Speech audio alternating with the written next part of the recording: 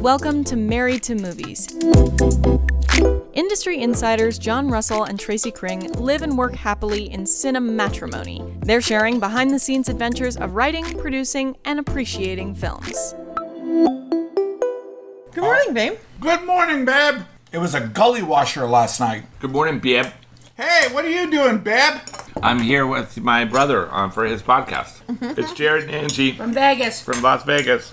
This is their last day here. Boo. Boo. Boo boo. It has gone extraordinarily quickly, has it not? Uh-huh. That's what happened. We saw The Entity last night. No, it's called Mission Impossible. I understand, but there was a creature in it called The Entity. We're not referring to the super horror sex movie of the 1980s With Barbara Hershey. You know, And Ron Silver? and Ron Silver, yeah. I love that. I don't know that. That's a very disturbing I film. love that movie. Oh, you don't know that film? There's a Okay, so the concept of that film is supposedly based on a true story of this woman who's constantly being assaulted by an invisible creature. by an entity. Like sexually assaulted? Yeah. Yes. Okay. But Majorly. she has like a traumatic past, right? Right. You know, with like No. abuse and stuff. But she's going to like a psychotherapist, you know, and she's like, no, but I'm not, like, I was just laying in bed and this happened and I'm held down and, you know, all this stuff. And he's just like, you know, talking to his group about like what a head case she is. Well, she goes to a paranormal people and they're like, show up at her house and they're seeing shit happening and shit moving and electricity and stuff. And they're like, oh, she's got some big shit going on. So they decide to trap the entity by building her exact replica of her home into a huge gymnasium. But they've got like these big CO2 tanks and stuff that they're going gonna to freeze the entity. try to shoot it at and freeze the entity because he has like a physicality that he can do these things. So they think we'll use these really cold gases to like see if we can freeze him. And Ron Silver's like, you're feeding into her delusion. You're going to make her break with reality, you know. And then, like, the entity starts controlling the CO2 tanks. Whoa. And you're like, what the hell? This is backfiring. So she's, like, running, trying to get to, like, the one little safe zone. And the CO2 tank is, like, blasting CO2 at the safe zone. And the shit's cracking. But he ends up accidentally exploding the tanks onto himself. And he gets frozen, and you see this he's like huge iceberg mound of the entity. Which really doesn't work, And Ron honestly, Silver's but like, that's- oh, shit, you know. And then it all the ice explodes and the entity is gone. But they leave that house, and then, Is Ron Silver her husband or something? no, No, he's just a psychotherapist. He's the psychotherapist, yeah. It's Barbara Hershey, and it was, like, made in the kind of, like, mid to late 70s, and I feel like it was also speaking to a lot of problems and things that women were going through, and they were not being listened to, or when they would tell people, they were being ignored. It's certainly a metaphor for it's survivor shaming and survivor disbelief. if you victim blaming, social and victim commentary disbelief, yeah. or any kind of politics with your horror, it's that kind of movie. It's like a Texas Chainsaw style, Yeah. you know, social commentary. Yeah. So I love that movie. But the entity is the creature. It's basically like, you know, AI squared. In Dead Reckoning. Yeah, in Dead Reckoning, Yeah. in the Mission Impossible movie. And it's like, you know, a malevolent computer program that is doing horrible things. Yeah, the classic Skynet, Terminator, you know, we created this thing as a weapon for like intelligence and sabotage warfare, this computer program, and then it became sentient, and now we can't control it. The one unique idea that they have is that the entity, the computer program, needs people basically to do kind of its bidding. Right, because it's not at a Skynet level where there's already a host of machines that it can control. Right. There aren't any Terminators yet. There aren't Terminators or robots or robot-controlled things. Like it needs people. Right. And people basically, a couple of people treat it like it's a god. Yeah. Like it has all the information and they follow its dictates. Right, because the thesis of it is that it's got all this computing power, so it knows everything about you, everything you've ever done, and everybody around you. So it basically is predicting probable outcomes. So almost like predicting the future of what's going to happen based on all this data and probable outcomes and nudges from its, so it's like almost omniscient, omnipotent, omnipresent. Yeah, exactly. Well, not omnipotent, omniscient and omnipresent. Right. So 2 of the 3 attributes of God it has. Wow. I watched this thing and they were talking about like ad pop-ups on your phone, you know, and that there's actually like another layer of ad pop-ups that people don't usually know or think about, which is like, let's say because you guys have been with us and we've all been together and my phone is near your phone and Skynet knows this and it's like, well, you were just hanging out with us for a week here and the things that I bought on Amazon and the things that I have in my Walmart cart and the things that I've been looking at you might also be interested in or have experienced. So like you might start to get ads for a toothpaste that I use. That does make sense. Like maybe I liked that toothpaste. And that is like, originally it was just what you were searching. But it has already branched out into the clusters of situations that you're in. And accessing and creating like a more 3D model but see, that doesn't, of you, of each person. See, that stuff doesn't bother me because that is the purpose of advertising, which is to serve me. Have you ever thought about the fact that like, well, all this advanced technology, I mean, basically television programming was invented as a way to sell shit. Yeah. Right. It was a vehicle to deliver advertising, right? Right. So we go radio, same way. The programming was created as a way to deliver advertising, to monetize what was going on. Movies, theater, those were like really music, those were the only real true forms where you were paying to experience the art form, right? Television as a whole is if you're going to sit in your living room and watch a box for 2 hours, the way we get you to do that was we're going to give you this programming so we can sell you shit. That basically all this technology, 100 years of media technology, and we're basically just in the exact same place. Yeah. Like all of social media, all these things are all platforms that exist that give you this free thing so that they can turn around and sell you advertising. And then think about this. Through all this 4K, 8K surround sound, what is like the most like surging form of media right now?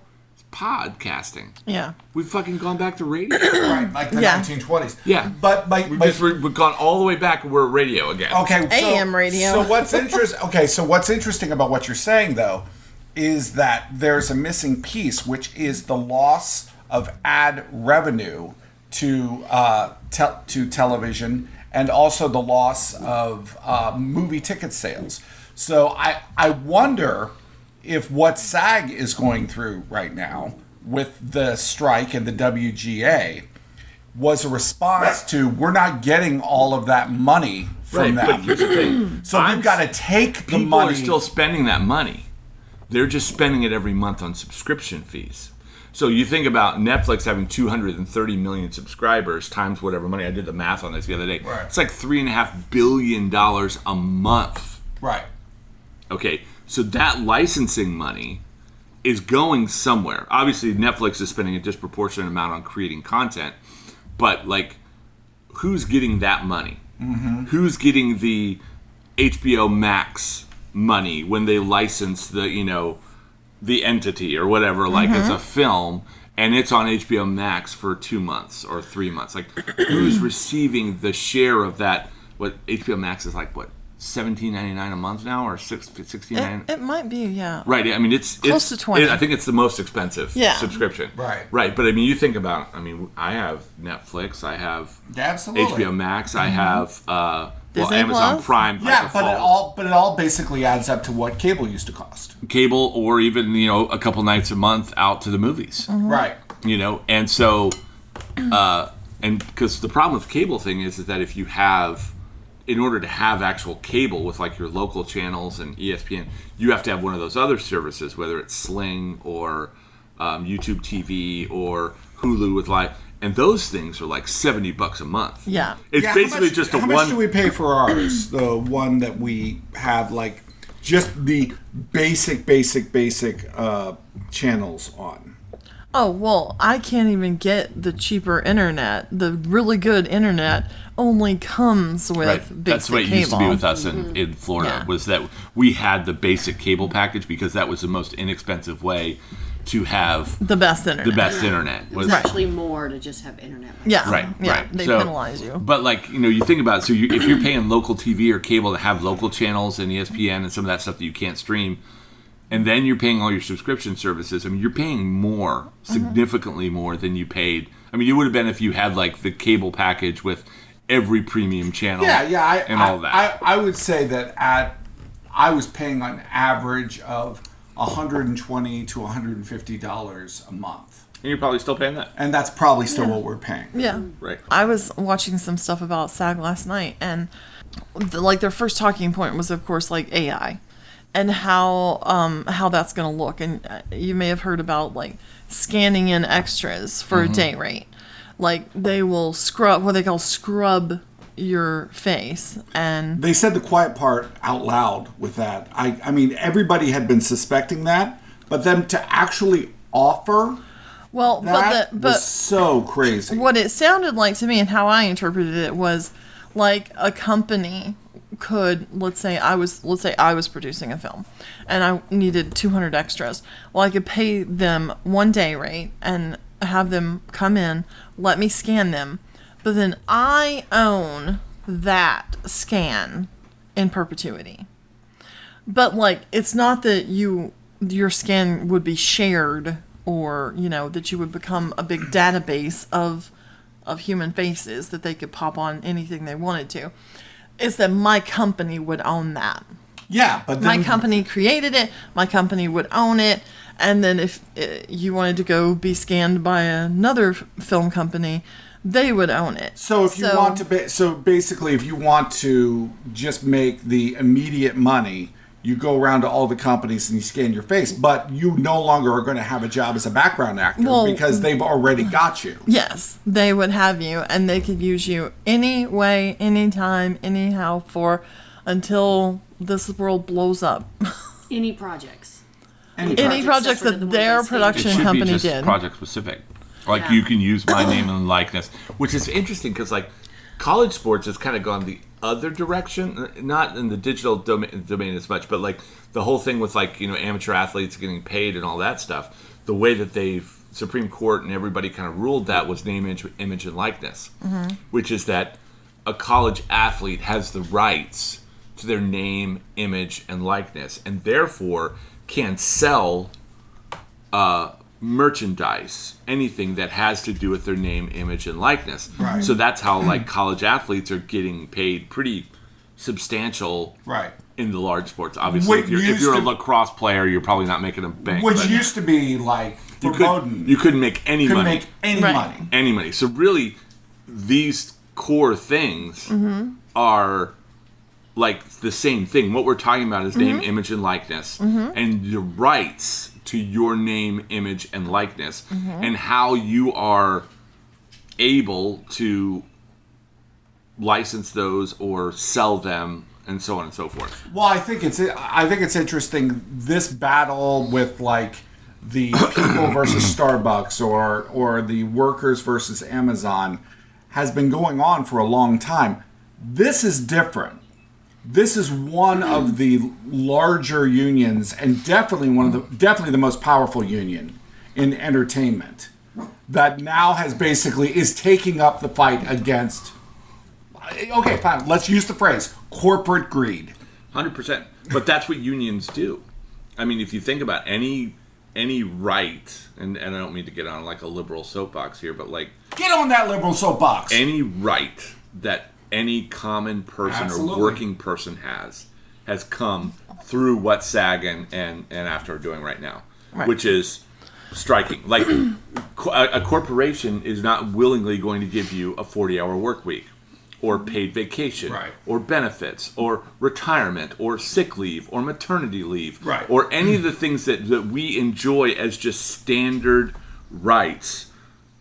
A corporation will never give that. If it was up to corporations, there'd still be 12-year-olds working in pencil factories. Like, Well, and that's the way it is in other countries. and let me say, that is not the corporation's fault.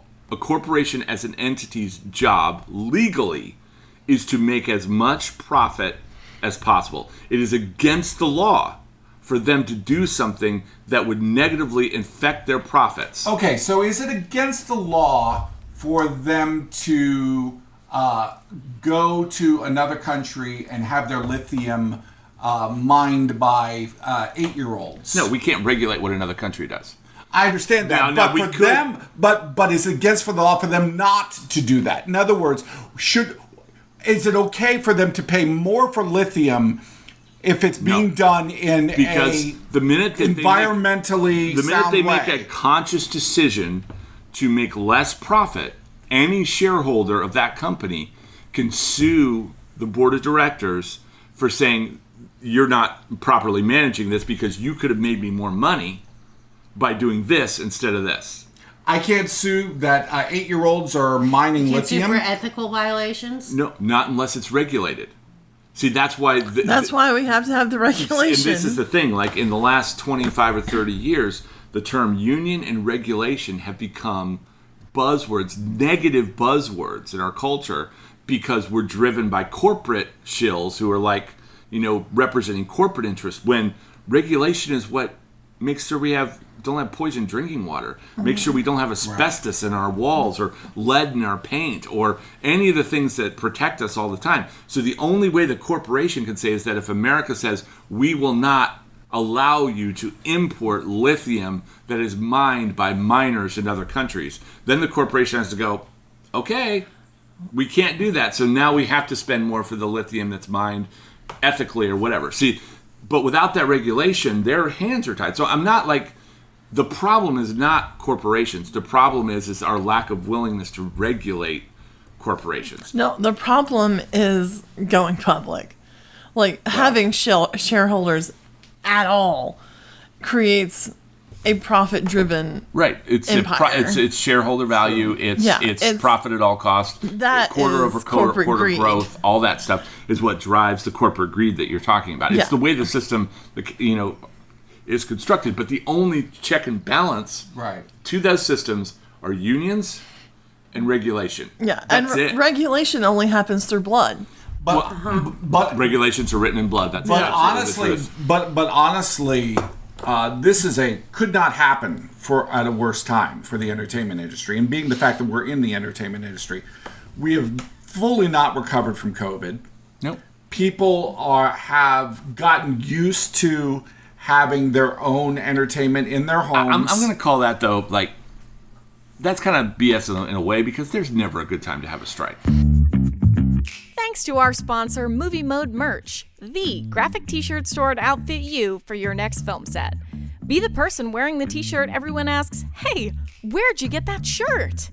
Cast and crew alike love these inside jokes and filmmaking-inspired designs. Check them out on Insta at Movie Mode Merch.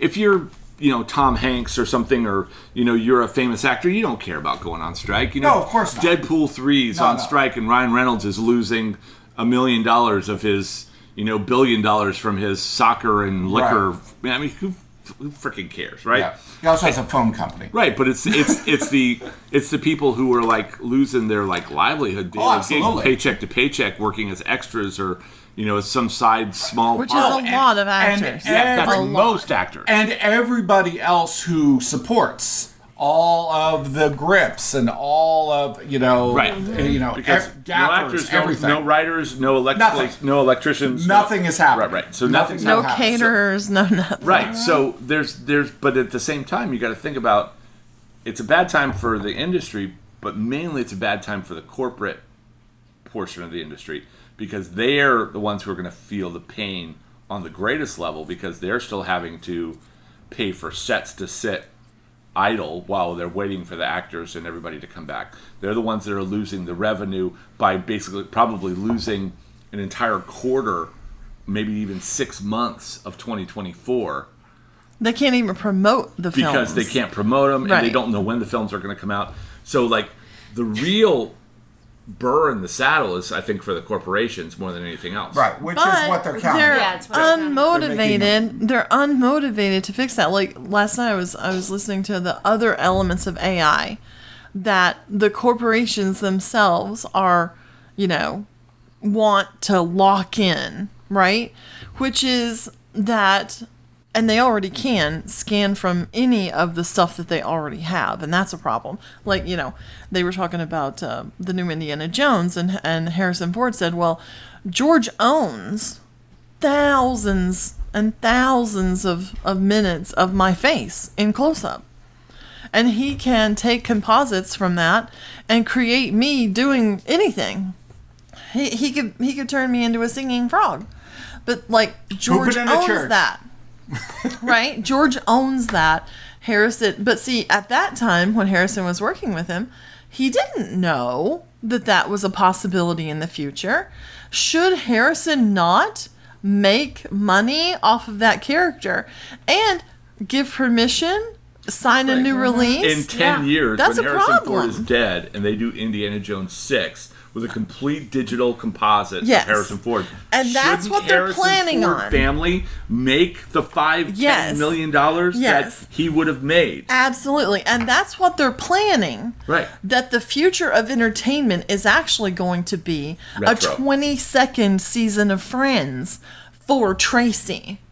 Right. That's the future of entertainment. Right. With Possibly all subscribing age-appropriate to actors.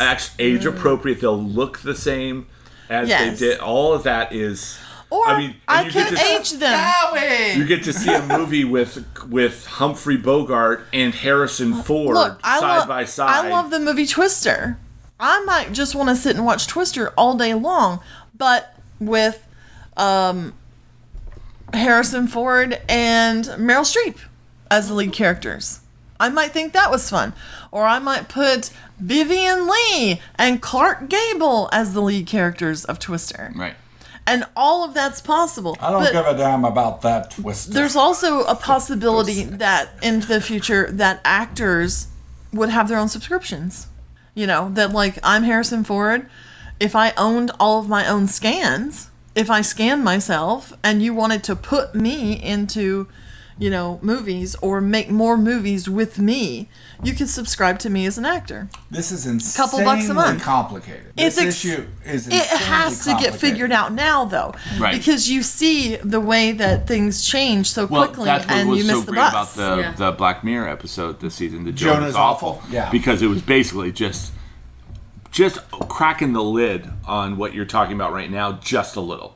Like just a glimpse into what is possible and what it means not just for content creation but also for the actors and the people that are involved in these projects, or actually not involved at all. At all. That you're basically your name and likeness could be doing something that you find repulsive or repugnant and you would never personally agree to do. Well, forget about if you have a porn subscription and you can have Meryl Streep and Harrison Ford having sex. Well, forget about that. Of course, that's the first thing that people are going to do. That's It's like going they to- started the internet, and the first thing people did was porn. Was porn. Like, I mean, it's crazy, but like That's a musical song, isn't it? The internet is for porn.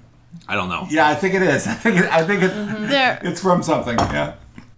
and they're already doing it. I mean, even the Forrest Gump technology, way back when that came out. I mean, they're already, have been doing it where they're able to put characters in situations they were never in.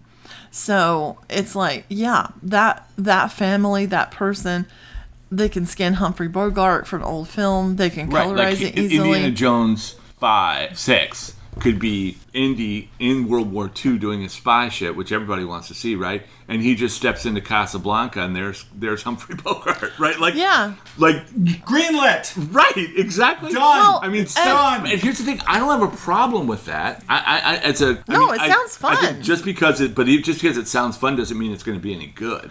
But look, if in But- Indiana Jones, we were having trouble with that kid, Yeah. the 15-year-old that she's friends with. Yeah. What if we could have replaced it with Short Round? That would have Yeah. been awesome. That would have been awesome. But those are the possibilities that AI here's is the going thing, to bring. I don't mind that kind of stuff is cool, but like that. But Short Round would need should to make get money. Yeah, Short Round should get paid Yeah. if he's in. And then it would probably go viral. Like, look at the combinations I put in this movie. It's Right. super cool. Like, and it would go viral, and people would be watching TikToks of Short Round in that just like now. they do mashups on YouTube now and stuff, Right. Okay, so It's the same concept. So let me ask you all this. Speaking as the independents, you don't want to be a ghoul. You don't want to be, someone who's like, oh, well, that means that, there's going to be more opportunities for independents, because I think that what's good for one is good for all. No, what you're looking at is the new independent film movement, and the independent film movement will become the old school movement.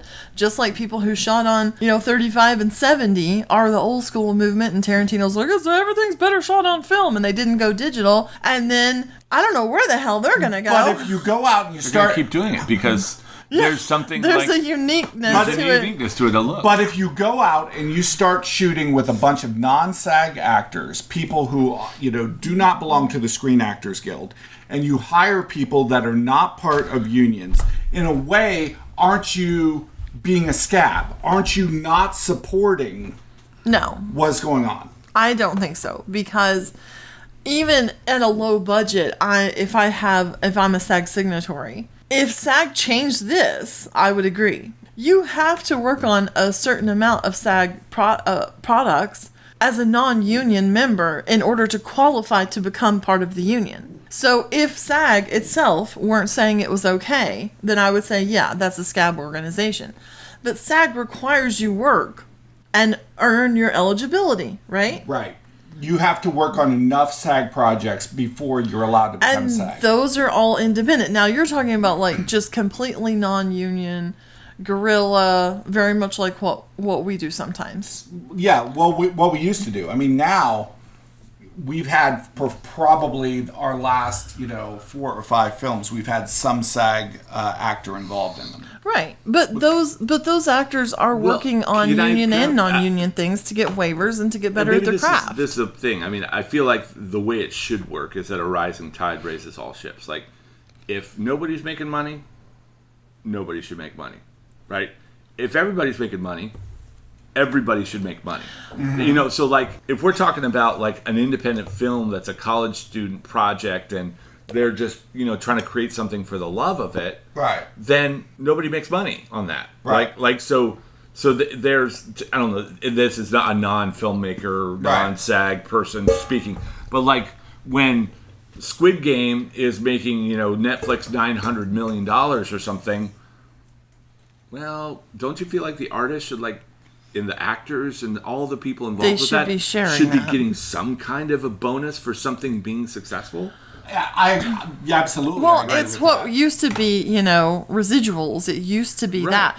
But the thing that streaming services, and this is what SAG actually did. They brought because, the thing is the proving, the analytics, the data analytics that Netflix might say, oh, we can't possibly quantify or figure that out. Even though television broadcast knew how many fucking people had eyeballs on a TV. And you're telling me with a computer, with everything built into a computer, they don't know? It's bullshit. So SAG brought in their own very reputable, very high quality data analytics company to the meeting. They basically negated it. They tried to say they weren't any good. And then the talking point of all of AI, they stopped responding. They need to scan my face and use me because they may need to digitally change scenes within that film. Right. Right. Right? But that should be specific to that film. only. Right. You pay me for the rights to my face. Right. For that project, you do not get me in perpetuity. Well, just imagine if you had your image scanned, and let's say you were getting $25 every time your image is used in another project. Now, that's not the $220 of you having to show up and do it, but then again, you don't have to show up and do it. Which means if you were getting that $25 for what that project was, you could be getting residuals from tons of projects. But get this. What does every major actor start out doing in their career? Oh, yeah. Stock. Their hand. So that means that some person now that got paid $225 for the perpetuity rights to their name, to their likeness, 10 years from now, when they're the number one star in Hollywood, everybody has a right to their face to use it because they sold it when they were a starving actor doing extra work on Deadpool 3. And then you don't also have consent on what the projects are. Well, that's the huge part too. Right. They could use you, like you said, porn. They could use you for anything. And Well, remember it's Crispin huge Glover. dilution of your brand. Remember? Huge dilution of your personal brand when you're just showing up in, and then you have to have the authorized official project by, whomever actor, and as opposed to the fake shit. It's And also, they need to be addressing the voice also. Because voice recordings of a person are everywhere. I could scan that from Johnny in an interview on YouTube and make it sound like Captain Jack Sparrow if I wanted. Yeah, it's just think about just Crispin a deep Glover. well of Crispin Glover. But he sued and he won. sued and he won. Right. But where is that going to be? Right, but I'm saying that those type of laws are already on the books. So you're talking about an ocean, unless it's worked out. And even if it is, there's still going to be an ocean of lawsuits, and it'll be decided in the courts like what. And I would think, based on laws by humans for humans, that it would err on the side of someone owning, unless they literally signed away their thing. But the whole thing in that Black Mirror episode is terms and conditions. That all that shit's buried in, page 32, paragraph 3, line A, oh yeah, you signed away all your shit when you did this, and we just click on our terms and conditions every day like it's nothing. Well, there's even ambiguity that could become a problem in the system we currently have, because let's say I did a trailer for my film and I used a Black Sabbath song in it. Well, technically, I may not be able to get it on YouTube and stuff, and it may see that I've got copyright infringement, but technically, I'm not selling the trailer. The trailer is promoting a different product, and if I weren't, and I could double cover myself if I didn't make you pay to watch the movie I was promoting, technically I'd totally get away with it. Yeah. Well, because there's nothing to sue you for. There's nothing to sue me for because there was no income from it, but I still benefited from the use of a Black Sabbath song in my trailer. But I wouldn't be able to put it on platforms that tagged unlicensed use of things. But doesn't mean I couldn't still promote it. So even within the system that we currently have, there are issues that will become AI issues. I also, but I just want to say that I think it's very dangerous to villainize the other side. And I think that that's always what we tend to do, even if they are the villains, because there's a thing called saving face. To actually get something out of this, for yourself, the other party can't feel like they're getting fucked in the ass. Either one. And villainizing the streamers. No, and that's what I'm talking. Netflix's job. It is a publicly traded company. Netflix's job is to protect its profitability at all costs. That's what it's there to do. If you think of Netflix as a person or an entity, forgive the term, to come full circle, its job is to protect. But there has to be somebody on the other side representing and pushing back against those interests. Absolutely. Right? So I don't blame Netflix for trying to make as much money as they They've can. done what they could do, and no one has stopped them from doing it. 100%. Everything they've done up to this point is completely within their... And for people to act like, well, how could Bob Iger try to make all this money and have $27 million a year and be on a $400 million yacht? Because he's Bob Iger. That's what he does. Right. And he makes money. Right. And he makes... And there was nothing to stop it from happening. Yes. Right. And he makes billions of dollars for Disney because people give billions of dollars willingly to experience the things that Disney creates. So because they create good shit, right? And Bob and Bob does his job well, so he goes and he gets paid for it. Get paid, Bob. Like I'm fine with you getting paid, but if you don't want that to happen, then regulate it. Stop voting for people and stop supporting people who say that the key to success is deregulation. You know. Well, let me ask you guys this: is it supporting the WGA and SAGAFTRA? And whoever may end up having to strike, IATSE or, DGA, the DGA and the PGA, yeah. Is it supporting them to turn off streaming services? I don't think so.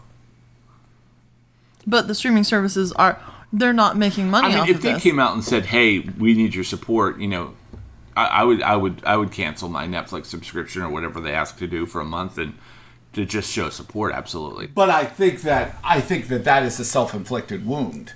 Because if millions of people drop off streaming services and then that streaming service goes under, then there's no place for that content to be created. That's a false. I think that's a and false there'll be a narrative.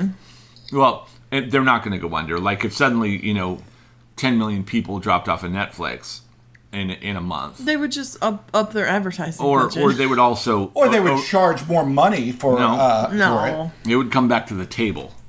Mm-hmm. Like then it's hitting them in an immediate sense where it hurts. Because right now what they're doing is they're protecting their long-term interests. Mm-hmm. Yeah, right? They're thinking about 30 years from now. Yeah. Let people own their own face. Yeah. How about that? What an idea. It's too much. How about that? Okay, I crossed the line. that's Sorry. right. That's the way we will exit this podcast. Let people own together. Let people own their own face. It's their own face, so they should own it. It's hard not to get romantic about movies. Thanks for listening to Married to Movies. John and Tracy will meet you for breakfast tomorrow. Thanks to our sponsor, Movie Mode Merch, comfortable graphic tees made by and for awesome filmmakers to wear on set and off. Check them out on Insta at Movie Mode Merch.